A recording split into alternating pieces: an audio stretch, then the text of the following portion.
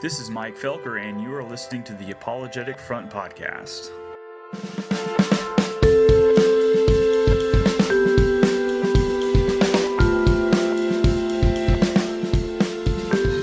Hello, thanks for tuning in. This is Mike Felker on May 31st, 2012.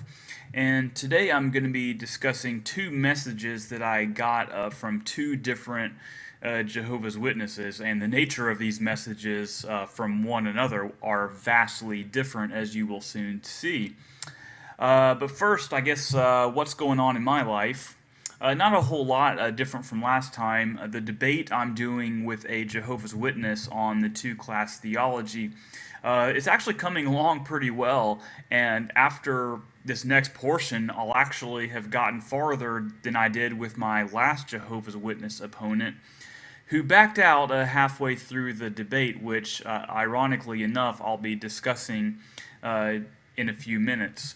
But that debate's going pretty good, I suppose. I don't want to give off too many details before the debate's actually posted.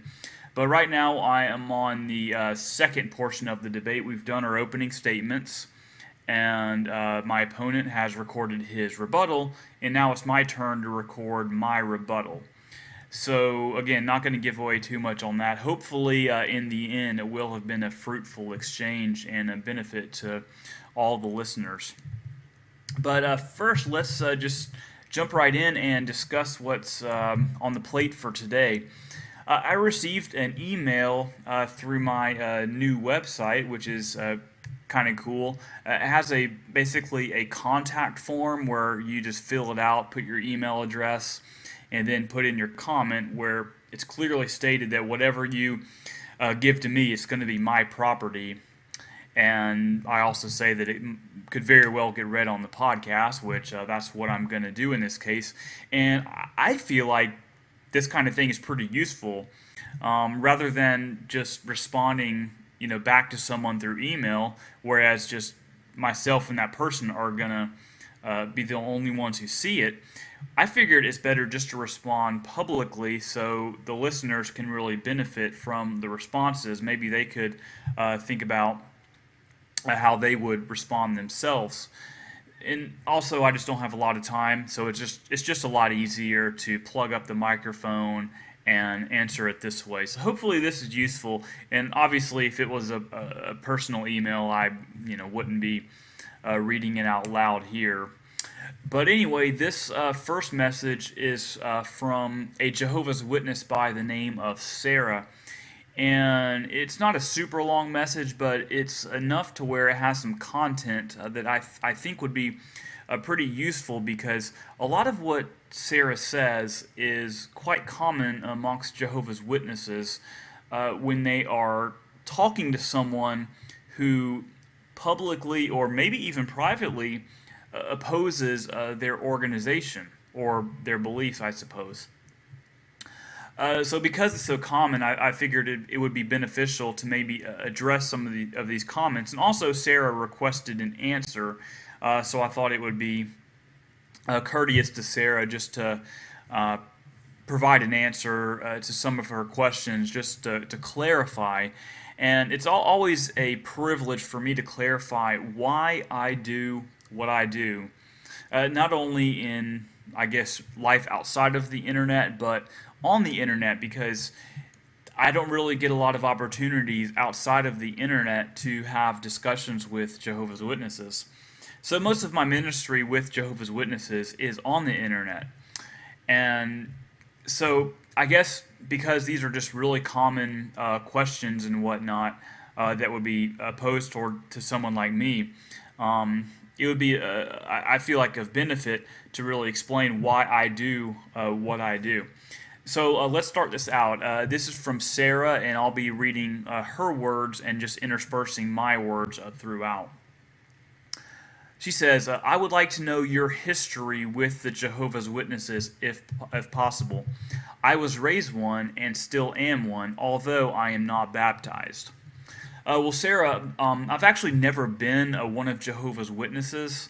To make a long story short, I think my whole story is posted on my old YouTube channel, and if I can remember, maybe I'll put a link on my blog so that you could see that. But the basic history, as far as I'm concerned, with the Jehovah's Witnesses is that one of my projects in my senior year of college, I got a degree in sociology, and one of my projects was to investigate the beliefs of Jehovah's Witnesses as it relates to the afterlife, their views on death in particular, and the afterlife.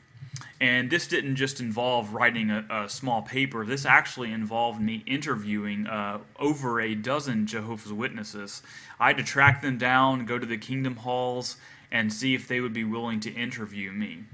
And again, to make a long story short, I got all the interviews done, wrote up my paper, did all my research, and it was more of an objective research project. It wasn't something to where I was going to agree or disagree with my findings. This was strictly sociological research. And so once I got done with that, pretty much all of these Jehovah's Witnesses, they wanted to continue in the dialogue. They just didn't want this to be a research project. They really wanted to get to know me and try to reach me with their beliefs. And so I agreed to do this. I would say my reason for doing so was twofold. One, because I really did want to learn what Jehovah's Witnesses believed, and I wanted to learn it from the horse's mouth. I didn't want to learn what Jehovah's Witnesses believed just by reading what other people say about them. I wanted to learn what they believe from their own mouths, and I wanted to take a step, I guess, cross the line a little bit, take another step, and not only do that, but also attend their meetings and really absorb the culture to see what it's really like. And so for quite a while, I would say for up to 2 years, I was doing book studies with the Jehovah's Witnesses where they were trying to teach me, and I was also attending meetings occasionally. I would say bi-weekly at the most, but I did that for, I would say, around 2 years or so, and that kind of tapered off, again, to make a long story short. And since that time, once it all tapered off and I was no longer having contact with those Jehovah's Witnesses who I was meeting with regularly, I just decided to start engaging Jehovah's Witnesses on the internet because I've just had a yearning and a desire to reach Jehovah's Witnesses with the gospel, the truth of Jesus Christ and His kingdom and His salvation. And so since then, I've been doing that very thing, not to, just to go out there and argue for the sake of arguing, but I really do want to reach Jehovah's Witnesses with the truth. And so that's what I've been doing. So again, I've never been one of Jehovah's Witnesses, never been baptized, I've never been formally associated with them as any way. If anything, I was just observing their meetings as more of a spectator and talking to them after the meetings. I actually never participated in the meetings themselves as far as taking the microphone and putting forth my answer. Next you say, it seems from some of your videos you are looking for loopholes. You can find what you are looking for if you create it that way. What I mean is, it seems like you are looking for inaccuracy and maybe creating it for viewers. Maybe I am mistaken myself. Well, Sarah, I do appreciate your humility there and suggesting that you might be mistaken, so I do appreciate that. But to answer your question, no, that's not what I'm doing. I'm not pointing out errors just for the sake of pointing out errors and inaccuracies. So I'm not trying to pick a fight just for the sake of doing it. What I'm trying to do is speak the truth in love, as it says in Ephesians 4. And sometimes, Sarah, speaking the truth in love involves pointing out someone's errors. And let me give you an example that you might be able to relate to. If you were talking to a homosexual who was involved in an active homosexual relationship, you would want to share your beliefs with them. And so in my case, I would want to share with them the good news of the gospel of Jesus Christ. Now, sharing the good news with someone might involve pointing out where they are in error. And so that can involve, sharing with them the law of God, showing them their sin and their need for a Savior. So that does involve showing someone where they're wrong. And so in order to share with someone the good news, sometimes you have to share with them the bad news as well. And so with Jehovah's Witnesses, that would be no exception. So in order for me to share the gospel of Jesus Christ with a Jehovah's Witness, I have to point out where they're in error, and that's just necessary. Another example, read the book of Galatians. Paul is burdened to share the gospel with the Galatians, but he spends a whole lot of time pointing out their errors. And who knows, maybe the Galatians would have the same objection that you have. They could say, Paul, all you're doing is trying to find loopholes in our beliefs. You're just trying to pick a fight, trying to find out where we're wrong. That could be an objection to Paul himself. But that's not really true. Paul may be pointing out where he believes the Galatians are wrong, but he's also sharing with them something positive in return. And so that's what I hope to do. And maybe I'm not perfect at that. I may not always accomplish that in the way that I would like to. And, I apologize if I don't ever balance my views in that way. I'm still trying to improve at that. So, maybe I'm mistaken at some points, and I'd be happy to retract anything I've said if I've been imbalanced in any way. Your next question is, are you an apostate? I would really like to know. Well, the answer is, Sarah, no, I am not an apostate. And by apostate, I'm assuming you mean an ex-Jehovah's Witness.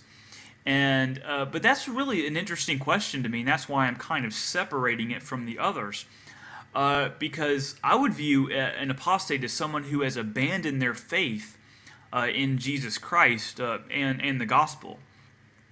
And so I wouldn't view being an ex-Jehovah's Witness an actual apostate, but maybe just an apostate, quote unquote, in relation to the Jehovah's Witnesses. But even if I was an ex-Jehovah's Witness, what I would like to know, Sarah, and not just to be confrontational, but so what? Why would it matter if I was an apostate? Would you not talk to me? Would you not have written me? And I bring this up because I find out that a lot of Jehovah's Witnesses are extremely dismissive of someone who they would view as an ex-Jehovah's Witness.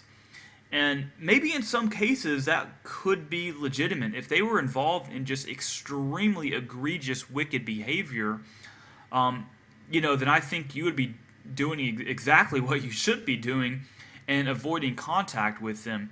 But if someone becomes an ex-Jehovah's Witness because they come to doubt that the 1914 doctrine is a true and biblical doctrine, then they would be an apostate. They would be an ex-Jehovah's Witness. And so on the basis of doubting one doctrine that's based on pure speculation, in my opinion, as a faithful Jehovah's Witness, you would not talk to that person.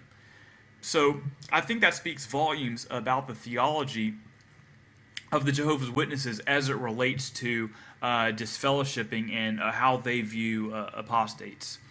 Next you say, I was raised to learn what the Bible really teaches.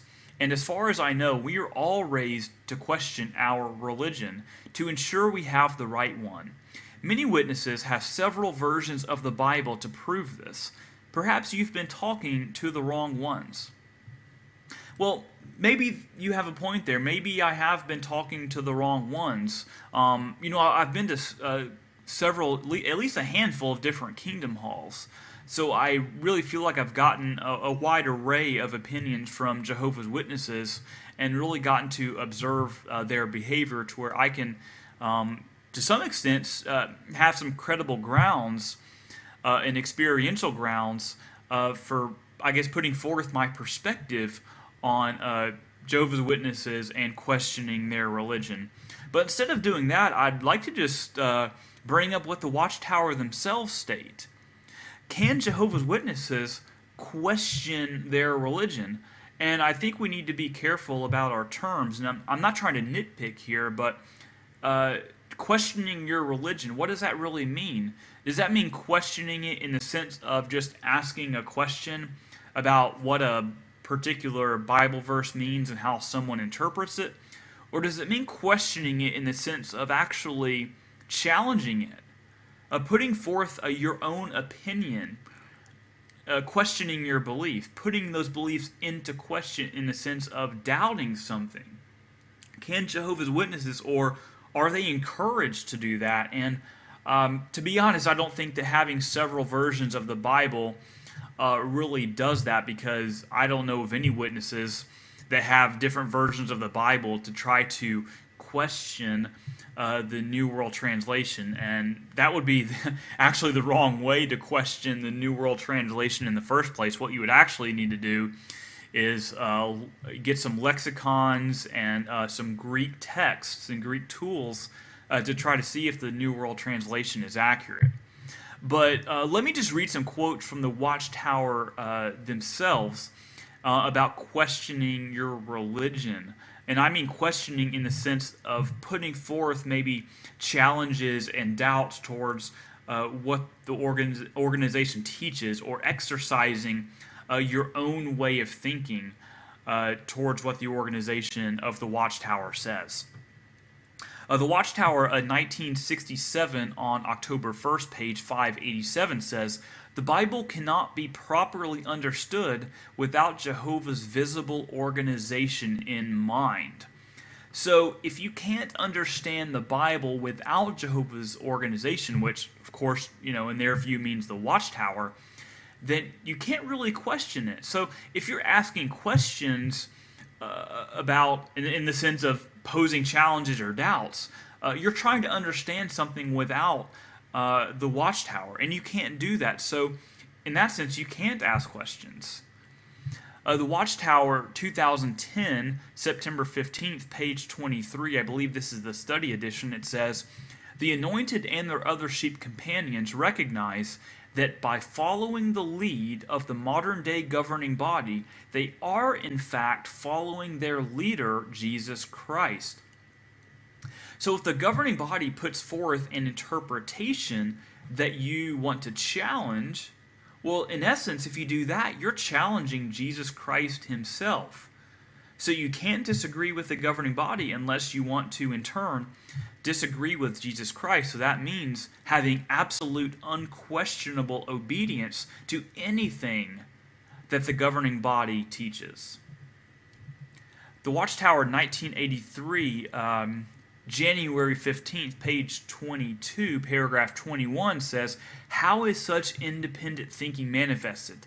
A common way is by questioning the counsel that is provided by God's visible organization." So here the Watchtower is denouncing and disapproving of independent thinking. And independent thinking is defined insofar as questioning their counsel. So according to the Watchtower, if you are questioning their counsel, then you're doing independent thinking, and you shouldn't be doing that. So according to the Watchtower, in answer to your question, you shouldn't question your religion, because if you do that, you're questioning Jesus Christ himself. And if you think I am stretching that, consider what the Watchtower says in their 1959 issue on May 1st, page 269. It says, "Doing what the organization says is to do what he says. Resisting the organization is to resist him." So if you're questioning the organization in the sense of challenging or possibly doubting what they're saying, then you're doubting Jehovah. You're doubting what Jehovah says or what Christ says. So I think these quotes, and I could bring up far more of these, but I don't want to get too exhaustive here. If you're going to be a faithful Jehovah's Witness, then you should not question what your religion teaches. But if you are questioning your religion, Sarah, then I commend you for doing so. And I would encourage you to continue to question what the Watchtower teaches and to check what they say against what the Bible says. And last, you say, "I have subscribed to your channel. Thank you. I very much appreciate that, Sarah, and I hope you continue to watch and to listen. And you say, I just want to make sure that this is not a person who is stirring up the JW pot, as many do on YouTube. A lot of hate speeches and negative comments about us. Seems to me like it is some sort of threat to people. People who go door to door and talk about the new system. I can never understand how it enrages people to hate people of peace. Maybe no Christmas. I sort of get that. I would appreciate it if you could answer me. Well, Sarah, thanks for those questions and comments. Also, I can understand where you're coming from here about a lot of people on the internet who might be putting forth a lot of hate and negative comments. I can't really answer for them, and I don't feel like I really have an obligation to answer for people who hate Jehovah's Witnesses. I would be in full agreement with you that people should not be just putting forth negativity and hate speeches just for the sake of doing it. In fact, I think it's completely unproductive and wrong to put forth hate speeches and just negative comments just for the sake of attacking Jehovah's Witnesses. And, maybe there is a threat, maybe there is some personal vendetta that they have against Jehovah's Witnesses, and again, I can't speak for them, and I'm not going to defend them because I would disagree with them. But I would hope that you're not interpreting my videos and my blogs in that kind of way as if I'm spewing forth hate and negative comments just for the sake of doing it. Just to reiterate what I said earlier, I do this out of love, and if you don't think I'm being honest with that, then you have a right to believe whatever you like. But my conscience, I believe, is telling the truth here. That I really do love Jehovah's Witnesses, and I really do want to share the truth with them and to see them come to an accurate knowledge and a personal relationship with Jesus Christ, as texts like John 17:3 would tell us. So, Sarah, I do appreciate your comments, your words, your questions, and if you have any more questions that you would like to have answered, please, you're more than welcome to send me more comments and questions. So with that, let's move ahead to another comment, and this is more of a complete 180 from what we read from Sarah. And this is from my former Jehovah's Witness debate opponent, Letusreason. And I am not 110% sure if this is Letusreason because Letusreason deleted his account. But I received this comment on our debate video from a YouTube user named Bible Study 14. And if I'm wrong about this, that this is not Letusreason, then I 100% apologize. If I'm wrong on this, I'm willing to retract whatever it is I say if that isn't really Letusreason. But it seems like it is. I couldn't imagine it not being him. And I bring this up because, this is not something that I really think deserves an answer, per se. I don't think Letusreason really needs... It really doesn't matter. I don't even think he cares what I have to say at this point, but I'm more doing this for the sake of the audience, and especially Jehovah's Witnesses, if you're listening, so that you can see the kind of attitude that a lot of Jehovah's Witnesses have. And, maybe this is just my experience, but I'm just reading the words of a Jehovah's Witness. So I want you to see this and ask yourself, is this the kind of behavior that comes as a result of being faithful to what the governing body of Jehovah's Witnesses teach? Or is this someone just doing their own thing and not going in agreement with what the governing body would teach? So I'll let you decide that. And also, maybe this kind of response can show you how to respond to a Jehovah's Witness when they bring forth these kinds of comments. And Letusreason, I guess if you're listening, then I would hope and pray that you'll change your heart on this. And the harsh words that you have uttered that I believe are completely unwarranted and unsubstantiated. And I'm responding publicly because this was posted publicly. And I'm sure this comment's going to be deleted by Letusreason.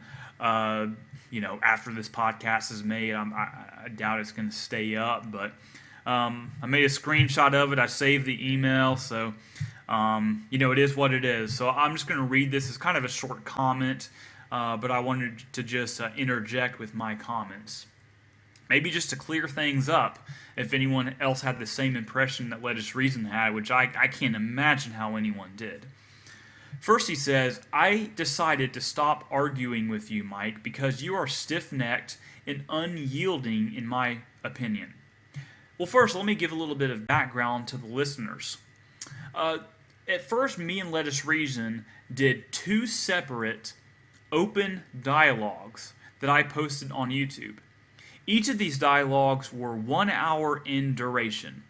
And before we had each dialogue, I was very clear in telling Letusreason that I only wanted these to go 1 hour each. And I had a lot of reasons for that, one of which is my hard drive space.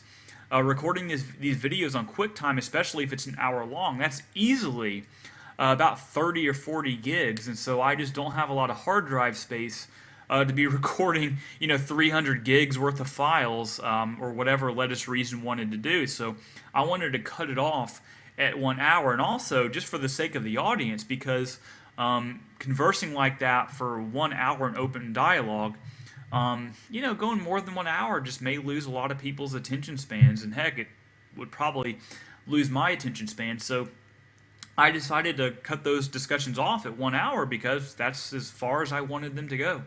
And so after we did 2 of those open dialogues, I wanted to do something that I wanted to do, which was have a moderated public debate where we actually both had an opportunity to prepare beforehand so that we can have the best possible responses to one another. So that was my reason for doing that. So the first 2 open dialogues, that's what Letusreason preferred to do. He liked to have that kind of exchange, whereas I wanted to do more of a moderated, prepared debate. So we both got what we wanted to do, and so that's just the context from what Letusreason is saying here. Oh, and by the way, he backed out halfway through the debate, not by giving me any notice or any reason as to why he did that. He just deleted his account in the middle of the debate, ran off, and I had no way of contacting him. Didn't say why. He just cut it off, and here I get a random message from someone with a different YouTube username, and here's what it says. I decided to stop arguing with you, Mike, because you are stiff-necked and unyielding in my opinion. So how am I stiff-necked and how am I unyielding? I honestly don't really understand that, and there's no specifics here as to how I'm stiff-necked. Maybe the listeners can decide for themselves if I'm stiff-necked and, tell me. And if I am, I apologize, but I don't really see how I was being stiff-necked. I thought I was being pretty respectful, personally. Next, Letusreason says, you think you know, you think you're full of knowledge, and yet you are full of your own. I, again, don't really know what that means. Do I think I'm full of knowledge? I mean, I can only go based off what I learn, and if I think something is true, I'm going to try to defend that. So I don't even know. I mean, Letusreason, do you think you're full of your own knowledge? Well, you probably don't. You probably think that you have the knowledge of Scripture, and that's the same thing I would think. So this is just an emotional comment without any substance. Next he says, I nor anyone can add anything to a full cup without making a mess. What kind of mess does Letusreason think that he made? I mean, did I react completely emotionally to what he said? I honestly, for the life of me, I don't know what kind of mess that he thinks he made here. I thought we were just having respectful dialogues. So I don't know, maybe he can be more specific on that.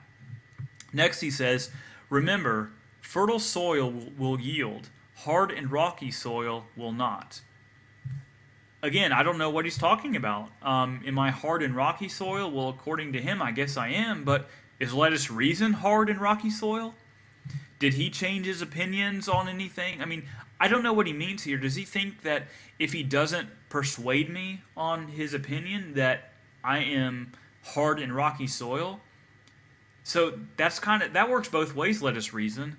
If I'm not convincing you with what I'm saying, I could say the same thing to you, that your soil is hard and rocky, and you're not willing to be persuaded by what I say.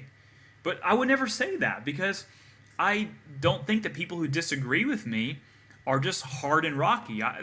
It doesn't flow from that. Now, if I say something that is just demonstrably and obviously fallacious, and that person just refuses to accept correction, and it happens over and over and over again, then, there might be a point there. But again, you're not showing me any substance here that I can really respond to.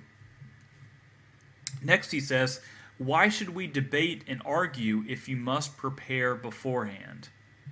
Well, the reason I want to do a debate and prepare beforehand is because I want to have the best possible response, and I want you to have the best possible response.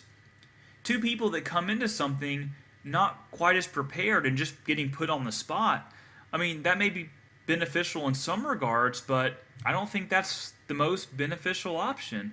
I just personally think it's better if both sides come in fully prepared. And I don't see, unless you're just trying to win for the sake of winning and you want someone to be unprepared, then I guess that answers your question, but that's just not the perspective I have. I want both sides to be fully prepared so that we can both have a fruitful exchange.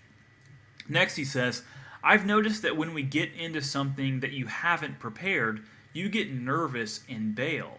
So I followed suit. I have no idea, again, what he's saying here about getting nervous and bailing. Example. Where's an example of that?